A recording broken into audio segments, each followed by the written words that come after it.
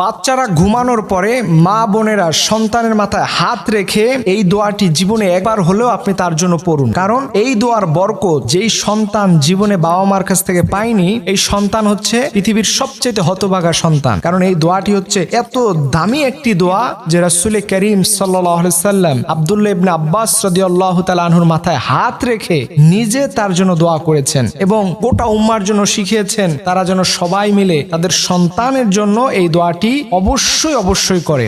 ভালো মানুষে সে পরিণত হবে এবং এর মাধ্যমে তার মাথার তার ব্রেন শক্তি, তার মেধা শক্তি এত বেশি বৃদ্ধি পাবে যে আপনি কল্পনাও করতে পারবেন না। এর জন্য রাসূল সাল্লাল্লাহু আলাইহি সাল্লাম আমাদেরকে শিখিয়েছেন যে অবশ্যই এই দোয়াটি তার মাথায় হাত রেখে ঘুমানোর পরে তোমরা পড়বে, আল্লাহুম্মা ফাক্কিহু ফিদ্দীন ওয়া আল্লিমহুত তাউইলা। এই দোয়াটি আপনি আপনার সন্তানের মাথায় হাত রেখে জীবনে একবার হলে আপনার পড়া উচিত।